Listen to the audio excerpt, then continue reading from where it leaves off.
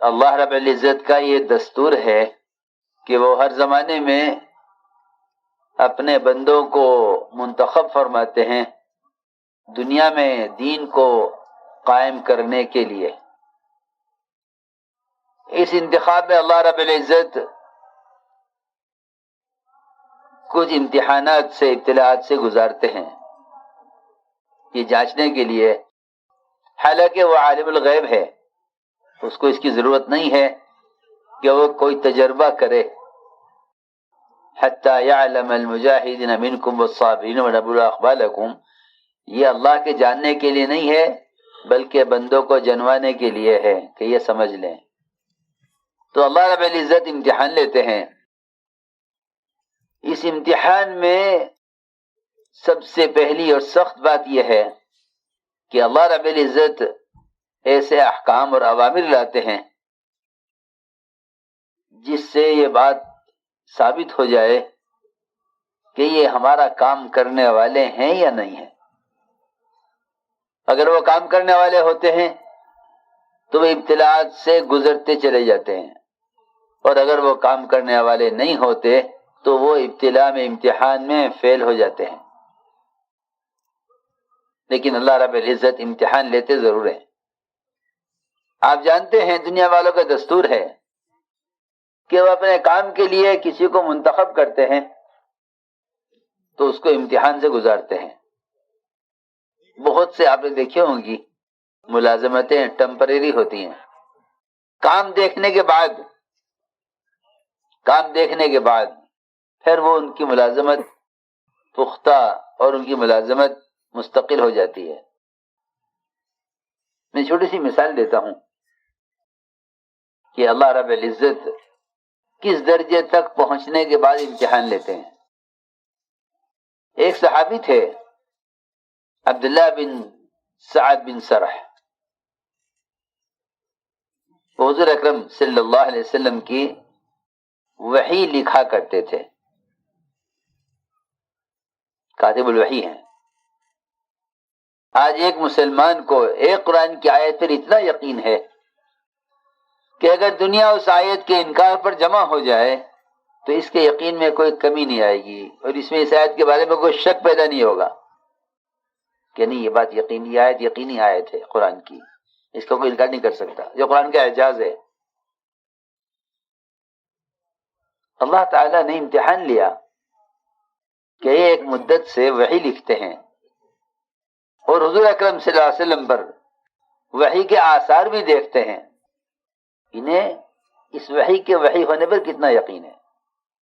میں ایک چھوٹا سا واقعہ یہ سمجھانے کے لیے عرض کر رہا ہوں کہ اللہ رب العزت پرانوں کو یوں جانچیں گے کہ جس کام کو یہ ایک عرصے سے کر رہے ہیں انہیں خود اس کام پر کتنا یقین ہے، جس کے بارے میں یہ پوری امت سے یہ کہہ رہے ہیں کہ تمہارے اپنے مسائل کا حل اس میں ہے، ذرا ان کو تو جانچیں کہ انہیں خود اپنی ذات سے اس محنت اور اس کام سے مسائل حل کا کتنا یقین ہے۔ میں اس بات کو سمجھانے کے لیے واقعہ عرض کر رہا کہ اللہ تعالیٰ نے آزمایا کہ دیکھیں یہ وحی لکھتے ہیں، آپ کے پاس بیٹھے رہتے ہیں، انتظار کرتے ہیں کہ آپ کے اوپر سے وحی کے آثار ختم ہوں، آپ وحی بیان فرمائیں، یہ لکھیں۔ اللہ اکبر، اس آدمی کو کتنا یقین ہوگا وحی پر جو آپ کی کیفیت کو دیکھ کر منتظر ہے کہ کب آپ پر وحی کے آثار ختم ہو، کب وحی لکھے۔ چنانچہ روایت میں ہے کہ اللہ تعالیٰ نے انسان کی تخلیق کے مراحل نازل فرمائے کہ ہم نے انسان کو رحم کے اندر پیدا کرنے میں، تیار کرنے میں اس کو کن حالتوں سے، کن مراحل سے گزارا ہے، تو وہ تمام مراحل اللہ نے بیان کر دیے۔ تو اللہ تعالیٰ نے ان کا امتحان لینے کے لیے ان کی زبان پر دو جملے ایسے جاری کر دیے انہوں نے کہا فتبارک اللہ احسن الخالقین، بڑی بابرکت ہے وہ ذات، وہ کیا ہی اچھا بنانے والی ہے۔ اتنی بات انہوں نے کہی آپ کے بولنے سے پہلے، اللہ تعالی نے ان کی زبان پر یہ کلمات جاری کیے اور حضور اکرم صلی اللہ علیہ وسلم پر ان کلمات کی وحی کی۔ بہت عجیب قصہ ہے، بہت ڈرنے کا قصہ ہے۔ ہم دیکھنا چاہتے ہیں کہ اس وحی پر انہیں خود کتنا یقین ہے۔ اللہ کی شان۔ یہ صحابی وحی لکھنے والے یہ اس بات پر اڑ گئے کہ یہ وحی نہیں ہے، یہ میں کہہ رہا ہوں، بلکہ روایت میں ہے کہ پھر نبوت کا دعویٰ بھی کیا کہ میں بھی نبی ہوں، مجھ پر وحی آتی ہے۔ یہ بھی کہا کہ کوئی وحی نہیں آتی ہے، جن کی بات اچھی لگتی ہے وہ بات لکھوا دیتے ہیں۔ میں نے کہا تو میری بات لکھوا دی۔ آپ نے فرمایا کہ نہیں، آسمان سے وحی آئی ہے، آسمان سے وحی آئی ہے۔ یہ کہنے لگے نہیں کوئی وحی نہیں آئی ہے، جو بات سمجھ میں آتی ہے لکھوا دیتے ہیں۔ آپ نے فرمایا بیت اللہ کا پردہ پکڑے ہوئے بھی کہیں مل جائے تو اس کو قتل کر دینا ہے۔ دیکھو میں نے یہ جو واقعہ سنایا ہے صرف یہ سمجھانے کے لیے کہ جس کام کو کر رہے ہو اس کام پر خود دل سے کتنا یقین ہے، خود اس پر کتنا یقین ہے۔ اس لیے کہ اگر کام پر یقین ہے تو بقدر یقین کے استقامت ہوگی، اور اگر شک ہے تو عجیب بات یہ ہے کہ حضور اکرم صلی اللہ علیہ وسلم کے ساتھ آپ کے زمانے میں 3 قسم کے لوگ تھے، ایک انکار کرنے والے، ایک شک کرنے والے، ایک یقین کرنے والے۔ یہ 3 قسم کے لوگ تھے، کفار انکار کرنے والے، منافقین شک کرنے والے، اور ایمان والے یقین کرنے والے۔ تردد کسی بھی چیز میں اور شک کسی بھی چیز میں یہ ایمان والوں کے درمیان نہیں پایا جاتا تھا۔ تو مومنین کا ایمان بڑھتا تھا اور منافقین کا شک بڑھتا تھا اور کفار میں انکار بڑھتا تھا، کفار میں انکار بڑھتا تھا۔ تو ہم نے عرض کیا کہ ایک امتحان ہوتا ہے استقامت کا، کہ ہم ان پر کبھی حالات کے خلاف، کبھی ان کے معمول کے خلاف، کبھی ان کی حیثیت کے خلاف، کبھی ان کی چاہت کے خلاف ہم احکام لائیں گے۔ ایسا نہیں ہے کہ کام کرنے والے ایک سطح پر چلتے رہیں گے مر جائیں گے، ایسا نہیں ہے، بلکہ ہم ان کی استقامت کو اور ان کی اطاعت کو جانچنے کے لیے ایسے حالات لاتے رہیں گے کہ جس میں ہمیں معلوم ہو کہ یہ کتنی اطاعت پر ہیں، ہم دیکھنے کے لیے کہ یہ کتنے اطاعت پر ہیں۔ چنانچہ اللہ رب العزت کبھی حکم لاتے ہیں حیثیت کے خلاف، تو حیثیت حکم کا انکار کرا دیتی ہے، حکم لاتے ہیں حیثیت کے خلاف، حکم لاتے ہیں حیثیت کے خلاف، تو حیثیت انکار کرواتی ہے، حیثیت انکار کرتی ہے حکم کا، کیونکہ اللہ تعالی امتحان کے لیے حیثیت کے خلاف حکم دیتے ہیں۔ ہم دیکھنا ہی چاہتے ہیں کہ جو حکم ان کی حیثیت کے مطابق ہے اس کو تو یہ پورا کر رہے ہیں، جو حکم ان کی حیثیت کے خلاف ہے آیا اس کو پورا کرتے ہیں یا نہیں۔ اس لیے کہ جتنی بھی عبادات ہیں وہ اللہ تعالیٰ کے اگلے احکام کو پورا کرنے کی استعداد پیدا کرنے کے لیے ہیں۔ جی ہاں، جو شخص عبادات کے اعتبار سے کمزور ہوگا اس کو وہ اگلے حکم کے قابل نہیں ہے،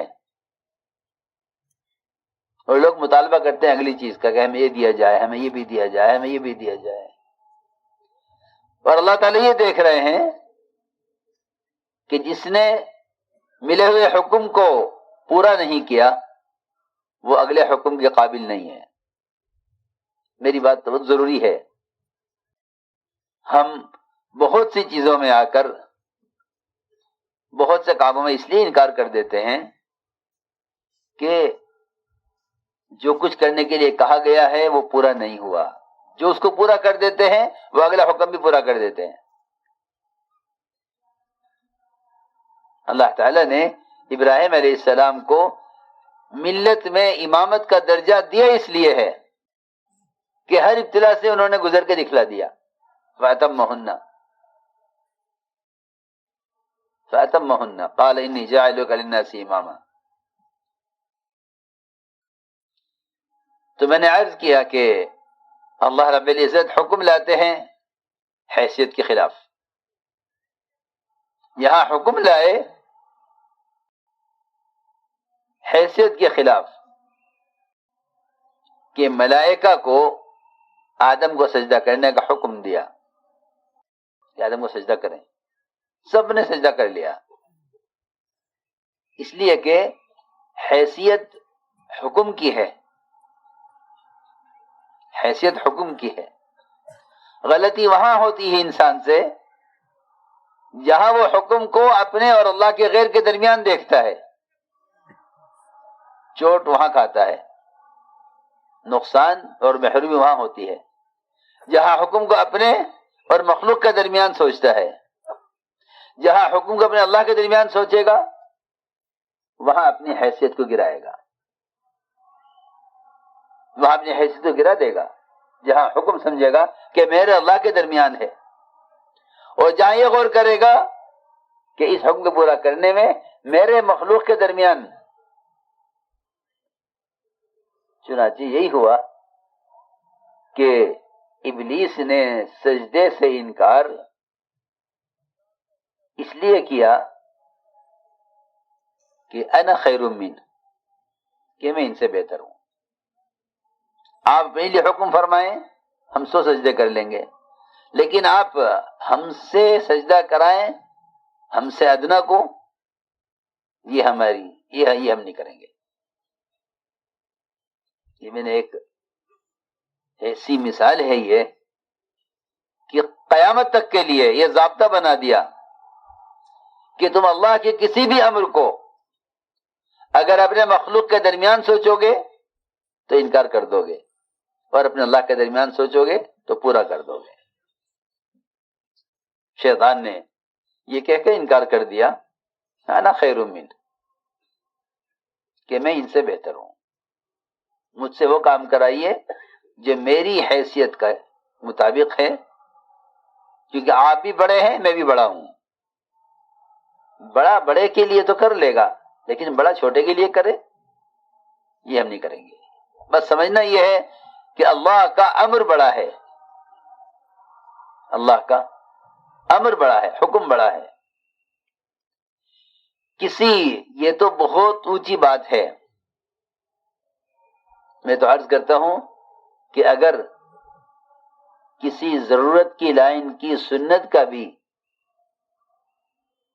کبر کی وجہ سے انکار کر دے تو جسمانی صلاحیتیں بھی ضائع ہو جاتی ہیں۔ حالانکہ جسمانی صلاحیت وہ انسان کے ساتھ ایسی نتھی ہے اور انسان ایسی لازم ہے کہ باہر کی مادی صلاحیتیں وہ باقی رہیں یا نہ رہیں، لیکن جسم اپنی جگہ باقی ہے۔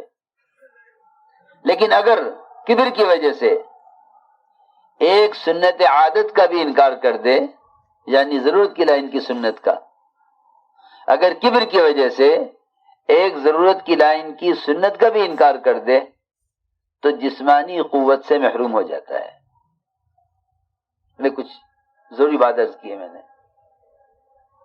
ہم سب کے غور کرنے کی ہے، اس لیے کہ جب کسی کو کسی غلط بات سے ٹوکا جاتا ہے اور کسی صحیح طریقے کی طرف اس کو رہبری کیا جاتا ہے تو اس کی حیثیت اس حکم کو قبول کرنے سے انکار کر دیتی ہے۔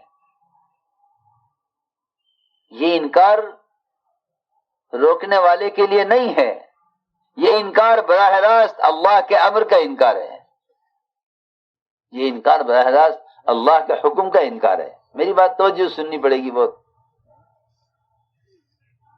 یہ انکار براہ راست اللہ کے حکم کا انکار ہے۔ جب کسی کو کسی غلط بات سے ٹوکا جاتا ہے اور کسی صحیح طریقے کی طرف اس کو رہبری کیا جاتا ہے تو اس کی حیثیت اس حکم کو قبول کرنے سے انکار کر دیتی ہے۔ یہ انکار روکنے والے کے لیے نہیں ہے، یہ انکار براہ راست اللہ کے امر کا انکار ہے، یہ انکار براہ راست اللہ کے حکم کا انکار ہے، یہ انکار براہ راست اللہ کے حکم کا انکار ہے۔